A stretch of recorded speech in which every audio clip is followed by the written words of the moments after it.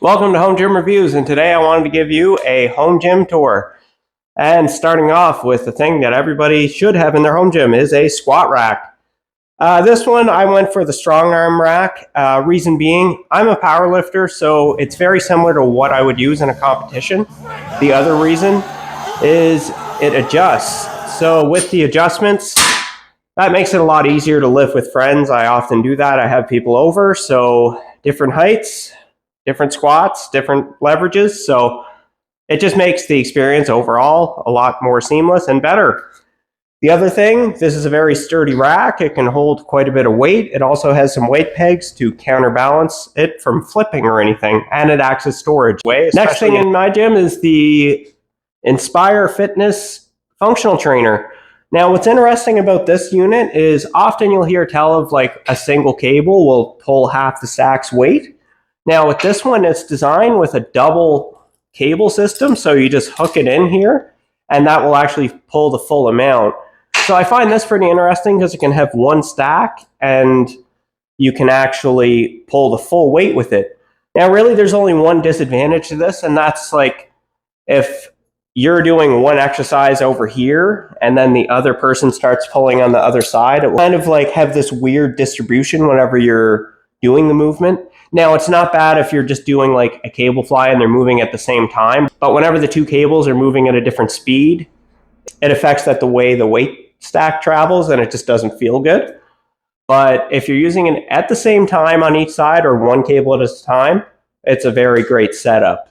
But if you have multiple people in your gym and they both want to do an exercise, that's not happening with this one, unfortunately. There's a lot of different exercises that you can do and a lot of different attachments that you can get. So that's why a functional trainer is a pretty important piece to have in your gym. Get it in a 2-in-1 trainer where you can do squat racks and everything right from here.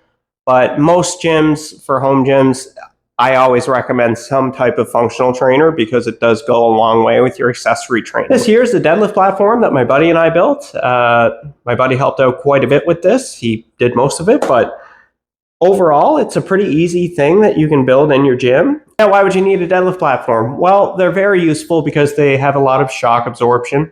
They're going to protect your home, and it's just a place that's out of the way to do deadlifts or any type of movement that you want to do. We actually put a shock absorbing layer underneath the actual deadlift mats there on the side, so it actually does silence it a little bit, which is great. If you want a more in-depth video on how to make a deadlift platform, yeah, just let me know below, and it could be something that we do in the future. Next up is dumbbells. They're great to have inside of your home gym. I went with power blocks. I found a pretty good deal on them, but these are like an older model, and the great thing about them is they're very durable. I have had no issues over years of using them. I got them from someone else, and obviously they were using them for a while too. The inside handle has like a foam layer, and I'm actually surprised that it's held on all this time, considering it's been used for years like that. So it just goes to show the durability of the dumbbell.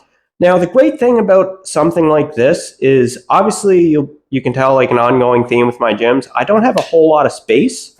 So to have something where it's from 5 to 90 pounds, that's very convenient because if you've ever seen those dumbbell racks in the gym, they're very big. They take up like a whole wall.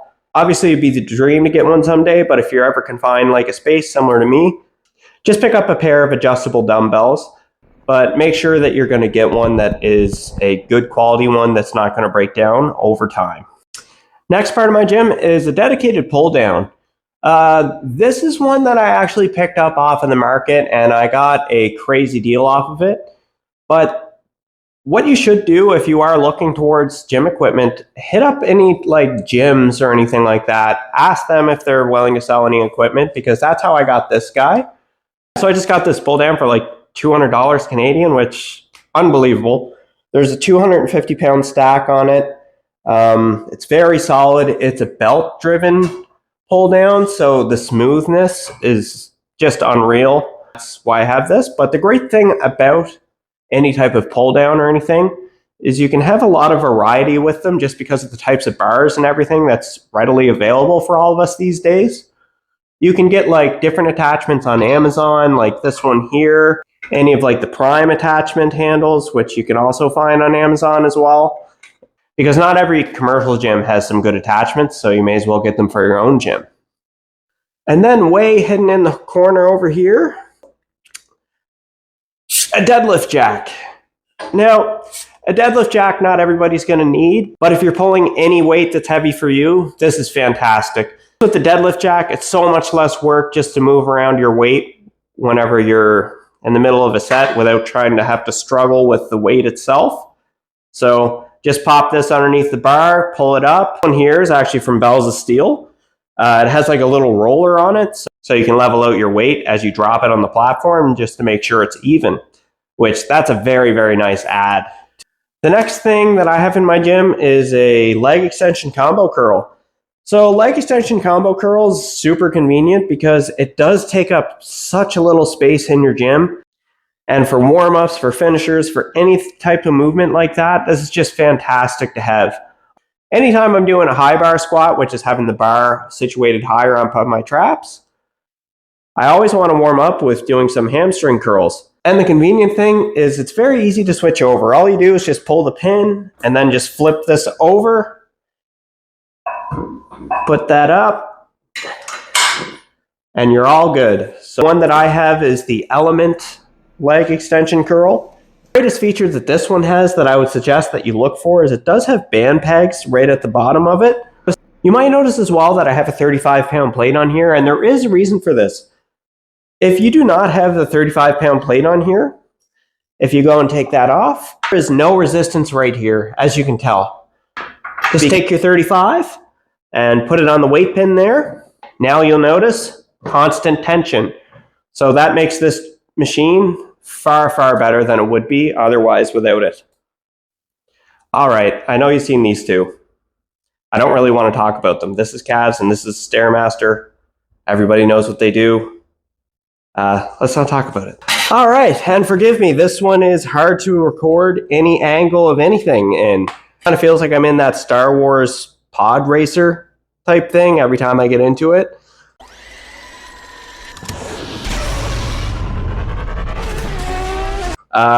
Which is pretty sick, but this is my hammer strength unilateral leg press. I found this from a gym that was just getting rid of it, so it kind of lucked out like that.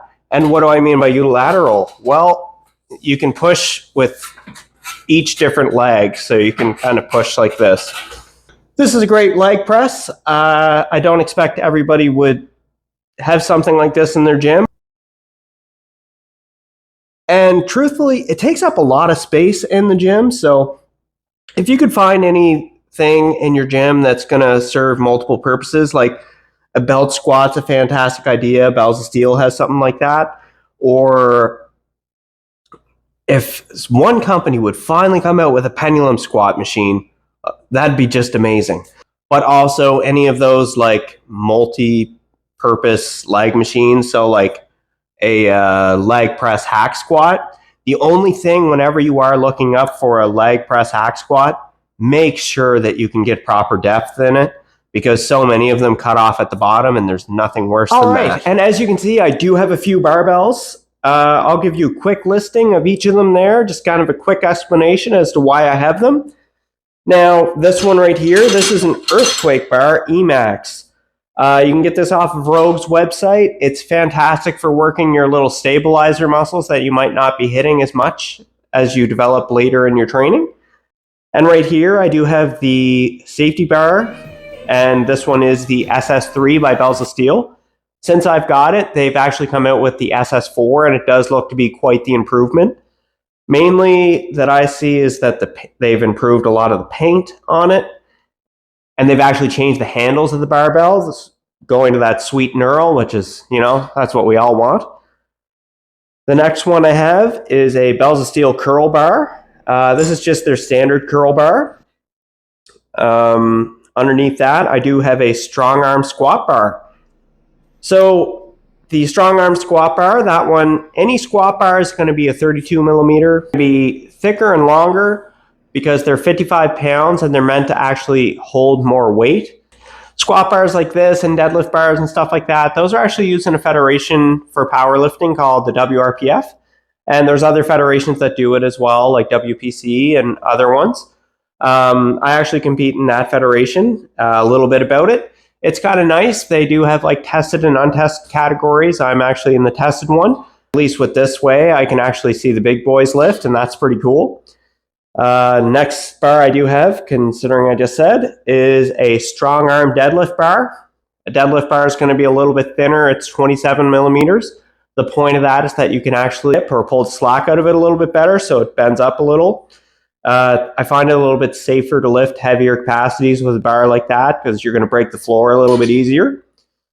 Next one is I have two of the same type of styles of this. So I have two power bars. I have one by Barbells of steel at the bottom. That one has a little bit thinner of a collar so you can fit more weight on it. That one's actually spec'd more to the IPF, which is the main federation in powerlifting. The other powerlifting bar I have is a Gorila Saros bar.